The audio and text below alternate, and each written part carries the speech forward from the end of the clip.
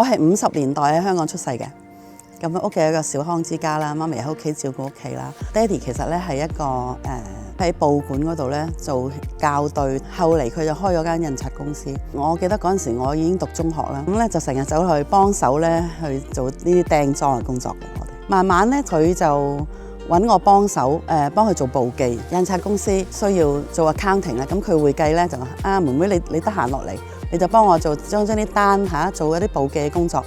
咁我就嗰陣時接觸咗會計嘅工作，中意咗呢一樣嘢。咁於是我就順理成章就讀咗會計啦。一畢業就去咗一間大公司度，一個會計部度做一個小小嘅職員咁樣。咁但係喺一個好偶然嘅機會，其實係我嘅上司，佢睇到報紙就話有一個唔知咩協會請一個簿記員，因為佢嗰陣時覺得我好悶啊，喺個會計部嗰度，好大嘅會計部幾廿人。但係我只係做得一部分嘅工作嘅啫，一個工序。咁每個月嗰啲工序又唔多嘅，咁有時好得閒嘅。咁佢就話：你不如去試下啦咁。咁我就攞咗個廣告返屋企。咁我都係睇下 Hong Kong Philharmonic Society Limited 請一個 bookkeeper， 幾多錢，要咩資格咁樣。咁我就返去睇下咩叫 Philharmonic 咧咁。咁我就查咗個字典，我唔識呢個字嘅當時。咁咧個字典話俾我聽咧。Philharmonic 咧係 devoted to music, deep love in music。我即刻中意咗，因為其實我細個咧一路讀書嘅時候咧，我都係好中意音樂嘅。但當時當然冇機會接觸一個樂隊樂團啦，我係未知道咩叫 orchestra 嘅，未聽過 symphony orchestra 嘅音樂嘅。一路以嚟，我嘅成長就係做啲任何有關於音樂嘅嘢咧，我都係好嚮往嘅。咁我爹哋知我中意音樂咧，我就話俾佢聽，我好想學唱歌同埋學彈琴嘅。當然係爹哋就冇咁嘅能力去俾我學琴啦。咁佢就俾我咧去咗一個社區中心去學唱歌。咁到後嚟咧，到我大啲啦，中5、中6嘅時候咧，我就出去幫人補習，賺到啲補習費咧，我嗰時開始學鋼琴嘅。咁當然學得好慢啦，因為我唔係好多錢啊嘛。亦都冇琴去練，接觸面就係咁多嘅啫。所以我見到有個 Hong Kong Philharmonic Society Limited 請會計，話啱晒我啦 ，perfect job 係咪？我咁中意音樂，但係我唔知道係乜嘢嘢嚟嘅，都係諗住入去都係做 account 啫。咁我得啊，我識做噶嘛，咁我咪 apply 咯。咁就係咁樣亂打亂撞咧，就入咗一個我嘅 dream job。95年離開 Hong Kong Phil， 我就去咗加拿大住。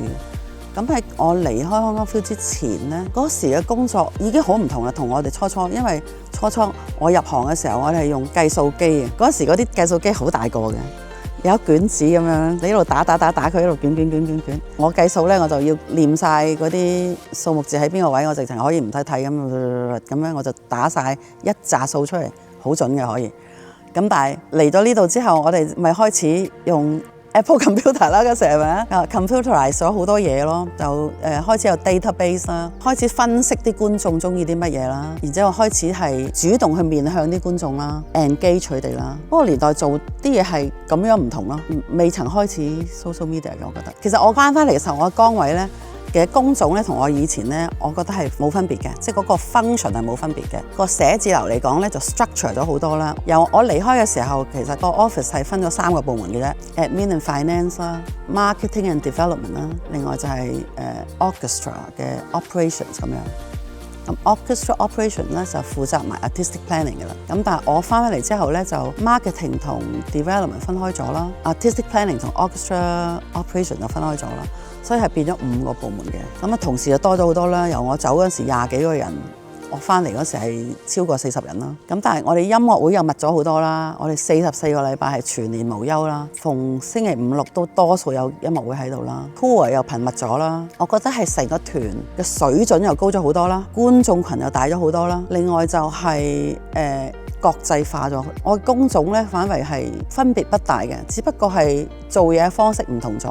多咗一啲 focus 喺 external affairs 對外嘅一啲關係，就唔係一個好簡單嘅所謂公關嘅工作，係你要去 build 一啲 external relationship。另外就係亦都比較注重咗係叫 corporate governance 啦，公司管治呢樣嘢咧注重咗，因為間公司已經係好 structure 啦。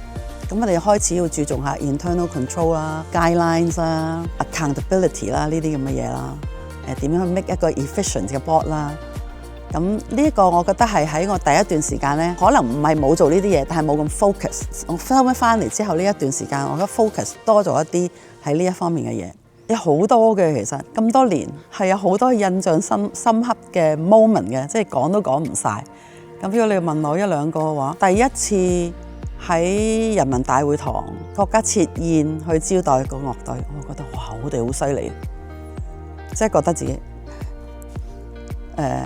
好重要。當年我哋去北京演出，當年嘅港澳辦主任魯平坐喺我哋側邊一齊欣賞。咁我哋覺得哇，我哋音樂真係可以令到啲咁重要嘅人欣賞得咁投入，嗰時覺得好滿足咯。咁另外一次就係2019年，我哋樂團攞咗個國際獎啦。咁呢個國際獎呢，大家都出咗好多努力，4年嘅一個 project 做到一個咁嘅成果，我哋終於攞到一個咁重要嘅獎項。咁我就有份去倫敦去現場去參與呢個頒獎禮啦。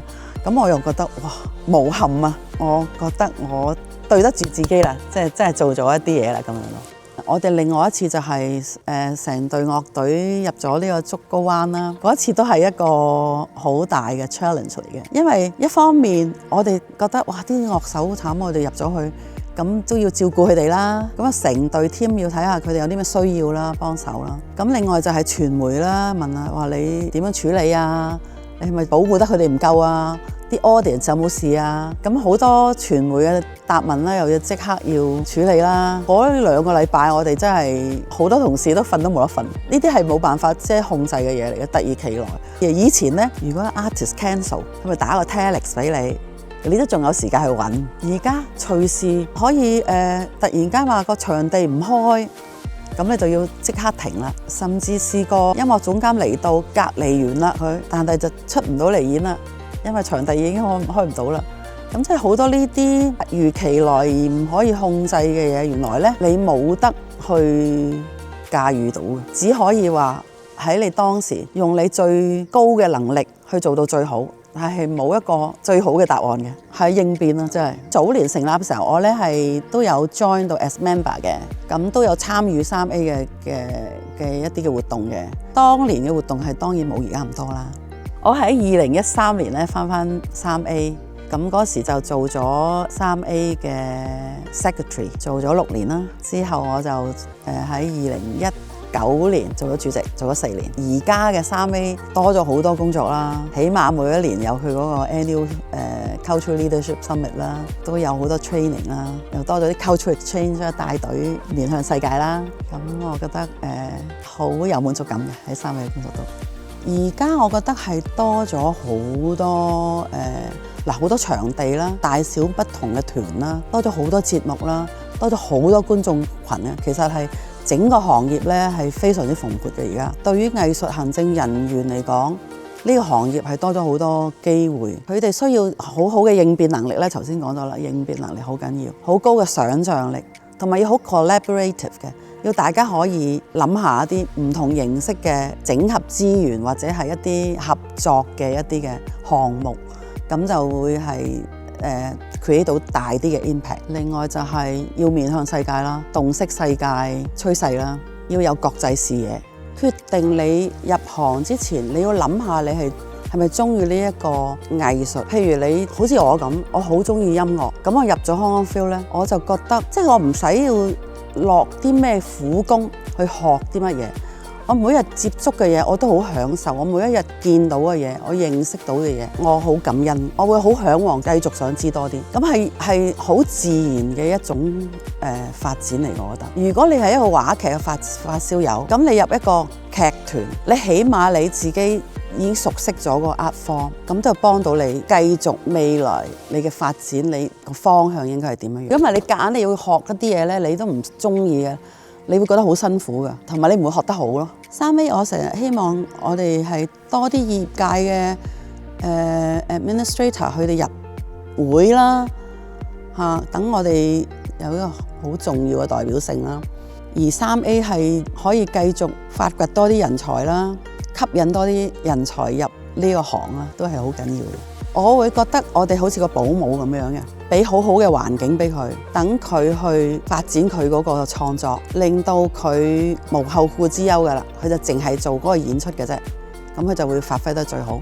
我哋亦都係一個好似橋梁咁嘅人啦，係將我哋嘅 artist 聯結咗啲觀眾，連結咗個城市。整體嚟講，我覺得好似個栽花人咁樣咯。你揾咗好嘅種子，你要用個耐心、用愛心去灌溉佢，等佢開花結果啦。然之後你將嗰啲花同埋果咧展現喺人前，將帶咗好多觀眾去欣賞佢。咁呢個就係藝術行政嘅工作。我覺得係咁樣咯，所以要有愛心，要有耐心啦。最好就係喜歡嗰樣嘢啦，你自己。